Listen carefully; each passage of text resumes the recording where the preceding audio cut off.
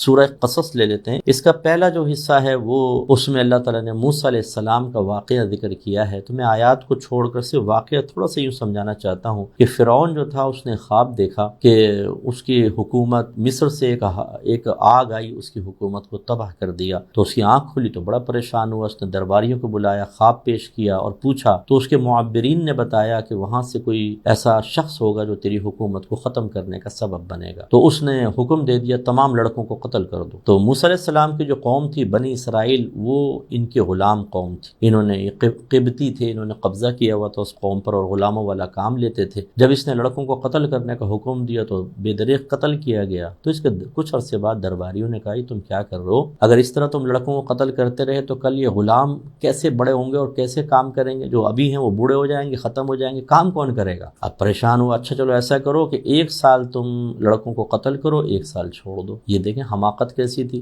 کہ جس سال تم چھوڑ رہے ہو سکتا ہے وہ شخص اسی سال پیدا ہو تو، لیکن باہر تو ہارون علیہ السلام جس سال پیدا ہوئے وہ لڑکوں کو چھوڑنے کی باری تھی، اور موسیٰ علیہ السلام جس سال پیدا ہوئے قتل کرنے کی باری تھی۔ جب موسیٰ علیہ السلام پیدا ہوئے تو آپ کی والدہ بڑی گھبرائیں، تو ان کو پھر الہام ہوا، انہوں نے ایک ٹوکری بنائی، اس میں موسیٰ علیہ السلام کو رکھا اور دریا میں بہا دیا کہ کہیں نہ کہیں کسی کے پاس پہنچ جائے گا اور میرے بچے کی حفاظت تو ہو جائے گی۔ وہ بہا دیا۔ اب دیکھیں اللہ تعالیٰ کی قدرت دیکھیں، اس کا کمال دیکھیں، اس کی خفیہ تدبیر دیکھیں کہ فرعون اور آپ کی جو زوجہ تھی آسیہ، یہ محل پہ کھڑے تھے، سامنے سے نہر جاری تھی اور ان کے ہاں اولاد نہیں تھی، تو وہ بہتا ہوا نظر آیا تو فرعون نے اس کو دیکھ لیا، اور آسیہ نے بھی دیکھا تو منگوایا بھی کیا ہے، ذرا دکھاؤ یہ کیا چیز بہتی جا رہی ہے۔ جب پہنچا تو اندر موسیٰ علیہ السلام، تو فرعون گھبرایا کہ لڑکا کیسے بچ گیا، تو کہا قتل کرو۔ تو ان کی زوجہ نے کہا کہ بھئی یہ بچے کو ہم رکھ لیتے ہیں، ہو سکتا ہے اس میں ہمارے لیے خیر ہو۔ تو بس دل میں محبت آ گئی اور بچے کو اپنے محل میں رکھ لیا۔ اب جب آپ چھوڑ رہی تھی ان کی والدہ اپنے بچے کو تو بڑی آزردہ حال تھی، تو اللہ نے دل میں الہام فرمایا